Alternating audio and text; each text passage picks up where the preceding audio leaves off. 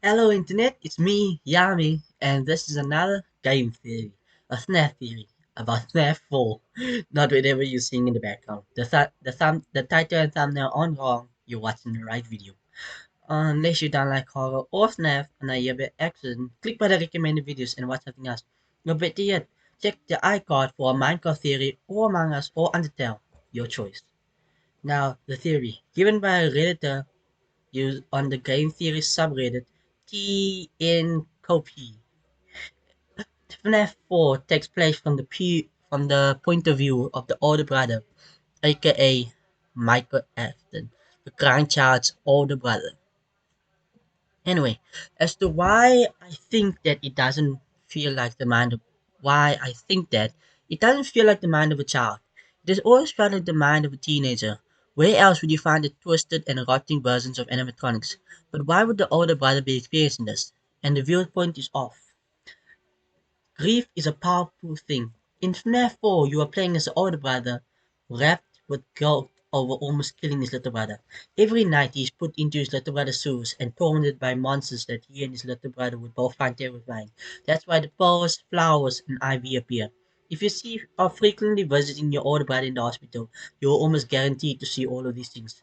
Now, let's try to prove it. What obscure law source am I going to take from to prove this theory? Now, the rotting animatronics, quote by Scott Crawford, the creator. What is seen in shadows is easily misunderstood in the mind of a child.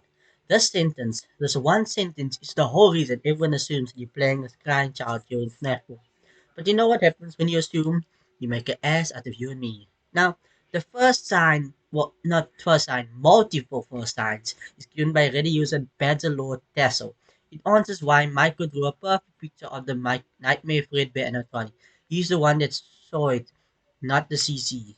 He is haunted by what we did and feels compelled to make amends with the rest of the games. We play as him in one, 2, 3, 5, and 6, but not 4. Why would that be? It seems like an oversight by the creators. What if it's not? The theory is that you're playing a scaring child in Network is never confirmed. Reason 1.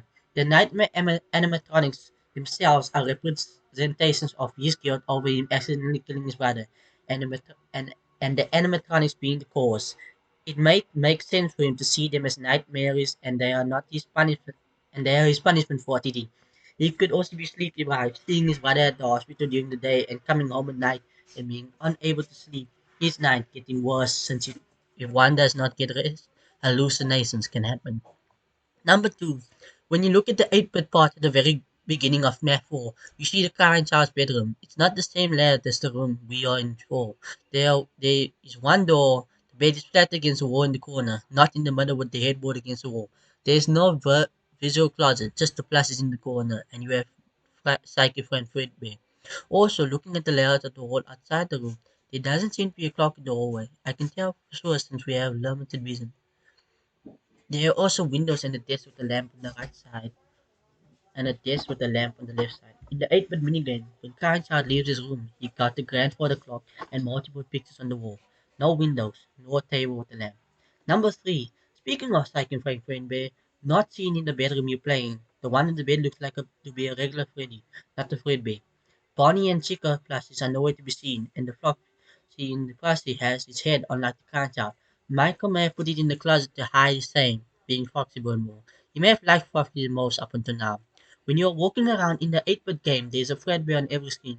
Why wouldn't there be one in the room when you're playing as current child? Number 4.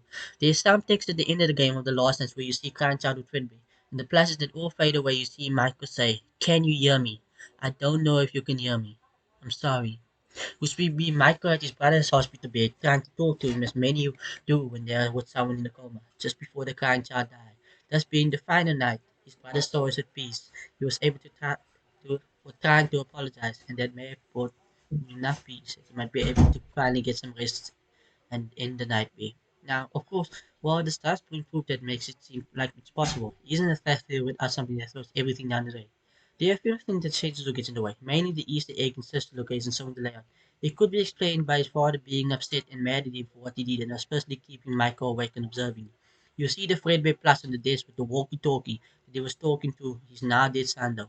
Heck, there's a chance that William never ever went to the hospital. He just walked through his puppet like Jake's father did in the real Jake. It doesn't count the idea that after Elizabeth's death, he wanted to make sure to watch his kid very closely, so he made a bunch of red bears to spy out Crying Child, which means I don't think there's much in the end in terms of overarching narrative. It doesn't change for William Bean or Michael's desire to put him and himself to rest, but it could partially explain a few small things that have been thrown in my side. What's in the Dawn box? Could it be Michael's fox remorse that he never wants to look at again? He never wants to be reminded of what he did. Why Michael drew an animatronic in the logbook? That had always bugged me, that he knew what it looked like. When, if they were in the crying child's team, then he would have no way of knowing. So the child could have told him, but even when he describes something, it's never complete and perfect replication. Completes Michael's stories. We already knew he had been responsible for his brother's death, or this he thinks he is, so playing as he wouldn't change that, but he couldn't explain why he's so ready and able to get up against those animatronics again and again through the years. He already had experience with them, with the nightmare versions and the regular versions. Don't seem so bad after all. It means that every version of the animatronics you encounter are known to Michael. He's a connecting thread to every game. Michael and his father's spirits are finally burned at the end of six, and the nightmare animatronics showing up in the alternate customers could possibly be a sort of final gift to his father to tournament in. I know that Cassidy is the one behind it, but Michael could have given them the idea. But of course, I have no proof. This Let's see. The room is pretty childish. Not many teenagers have toy telephones and other things lying around. I do have an explanation to this. What is the CC's room like we thought? But the older brother is sleeping, seeing it because of how much he misses his brother. When my, da-da-da. Next, the nightmare would have been worse if it was from the crying child's perspective. We know also that the crying child is busy dying, so why would he be having nightmares? uh, right before dying, many people experience vivid and meaningful dreams and visions. According to accounts across cultures throughout histories, as persons approach death, they tended to transition from dreaming about living people to dreaming about the dead, which the patients describe as more comforting. So why would the child be dreaming about us? The survival logbook's owner, Michael, writes in a red pen. In one of the pages, Cassidy says, "Do you have a dream?" And Michael responds by drawing nightmare for a pen red pen. Also in Fnaf 4, sometimes you can hear a garbled radio static. When you speed up and reverse the radio static, you can hear the Fnaf 1 night phone call, which makes sense if Mike the Dreamer, because this is also the night call for Fnaf 1. Evan, wait, his name is Evan? Wait, I knew this. I watched the Gang Theory episode where they honor Evan. So I knew his name is back to the point. Evan died after the bite. It would also make sense since we know William is a horrible person. He could have decided to use his sound illusions, which appear in the Freddy novels, to make Michael get tormented by nightmarish versions of the animatronic. Him and his friends wore the mask off to torment and eventually kill Evan with. And also, a nightmarish version of the animatronic used to kill him, along with Plaster, who's just kind of there. It fits so well, since the FNAF is a private room, we see the FNAF 4 bedroom and the screens and the break room, as well as showing FNAF 4 was real, and the illusions as we have known about since the Twisted Ones. That's my theory. Thanks for watching, and please like and subscribe if you want to see more like this.